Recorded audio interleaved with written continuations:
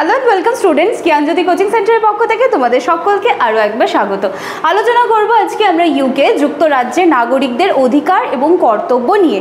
ঠিক আছে, এটা নিয়ে আলোচনা আমরা শুরু করব। অ্যাডমিশন প্রসেস কিন্তু অনেকদিন আগের থেকে শুরু হয়ে গিয়েছে, স্টুডেন্টরা অ্যাডমিশন নিয়ে নিয়েছে। তাদের সাথে কিন্তু যেই আফটার অ্যাডমিশনের পরে যেই অনলাইন ব্যাচের যে ক্লাসেসগুলো থাকে সেগুলোও চলছে। তোমরা যারা চাইছো আমাদের সাথে যোগাযোগ করতে, কাইন্ডলি আমাদের ডিসক্রিপশন বক্সে দেওয়া দুটি কন্ট্যাক্ট নাম্বারের মধ্যে যে কোনো একটি নাম্বারে কিন্তু কল করে নিও। চলো অতিরিক্ত কথা না গিয়ে আলোচনার বিষয়ে ফেরা যাক।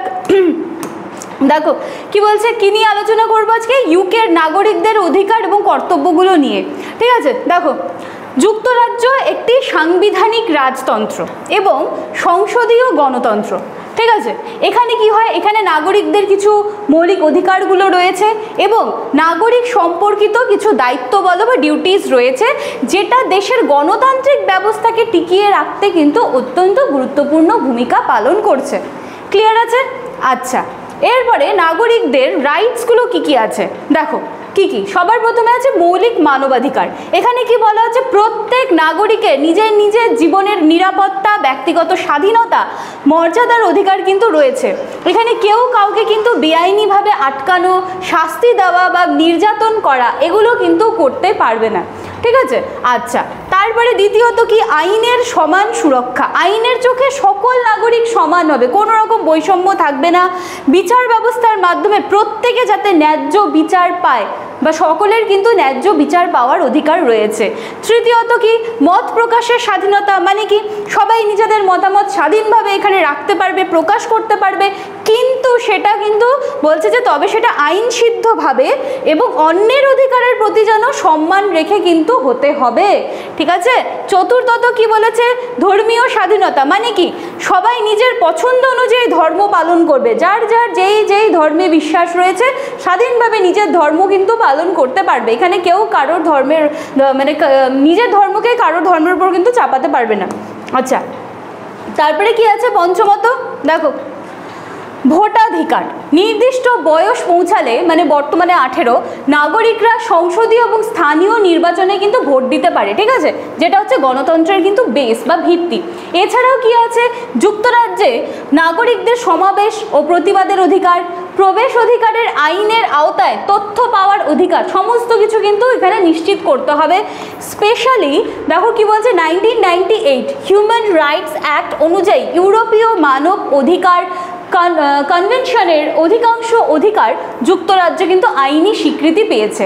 ঠিক আছে, তাই তোমাদের সাথে কিন্তু কিছু মৌলিক অধিকারগুলো যেগুলো ছিল সেটা আলোচনা করার চেষ্টা করলাম। দেখো এখানে বুঝিয়ে দেওয়ার মতন সেরকম কিছুই নেই। মানবাধিকার আছে, মৌলিক মানবাধিকার, আইনের সমান সুরক্ষা, মত প্রকাশের স্বাধীনতা, ধর্মীয় স্বাধীনতা, ভোটের অধিকার। এছাড়াও আমরা কি দেখলাম, যুক্তরাজ্যে নাগরিকদের সমাবেশ ও প্রতিবাদের অধিকার বা প্রবেশ অধিকারের আইনের আওতায় তথ্য পাওয়ার অধিকার, সমস্ত কিছু কিন্তু রয়েছে। ঠিক আছে, এইবার আমরা ডিউটিসগুলো একটু দেখে নিই বা কর্তব্যগুলো দেখে নিই। কি আছে, আইন মান্য করা। দেশের প্রত্যেকটা নাগরিকেরও কিন্তু কিছু দায়িত্ব আছে। কি দায়িত্ব আছে? এই যে আইনটা রয়েছে সেটা মেনে চলতে হবে এবং আইন ভঙ্গ করা যাবে না। কর প্রদান করা। সরকার পরিচালনার জন্য নাগরিকদের আয় বা সম্পত্তি অনুযায়ী ট্যাক্স বলি যেটা, সেটা প্রদান করা বাধ্যতামূলক।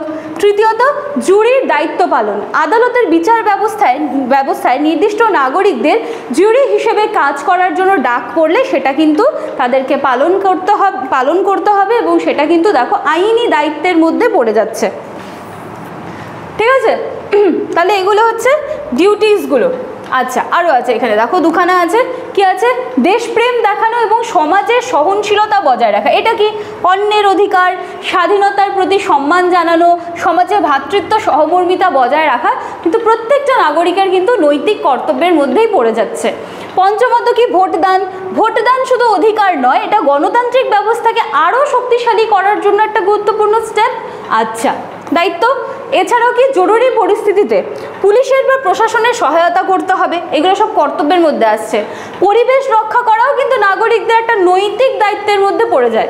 সংক্ষেপে কি বলবো, যে যুক্তরাজ্যে নাগরিকদের অধিকার কর্তব্য কিন্তু একে অপরের পরিপূরক। মানে যেই অধিকারগুলো রয়েছে এবং যেই কর্তব্য বা যে ডিউটিসগুলো রয়েছে একে অপরের কিন্তু পরিপূরক। ঠিক আছে, এই যে অধিকারগুলো এগুলো নাগরিকদের স্বাধীনতা এবং মর্যাদাকে নিশ্চিত করে এবং কর্তব্যগুলি দেশের আইন শৃঙ্খলা এবং গণতান্ত্রিক মূল্যবোধ বজায় রাখে। ঠিক আছে, এই ছিল তাহলে আলোচনার বিষয়। এবারে দেখো লাস্টের স্লাইডে তোমরা দুটো কন্ট্যাক্ট নাম্বার দেখতে পাচ্ছ। নাম্বার দুটি হলো আমাদের জ্ঞানজ্যোতি কোচিং সেন্টারের অফিসিয়াল হেল্পলাইন নাম্বার, যে কোনো একটি নাম্বারে কল করবে এবং সরাসরি আমাদের সাথে যোগাযোগ করে নিতে পারো। চলো দেখাচ্ছি নেক্সট দিনের ক্লাসে। Thank you.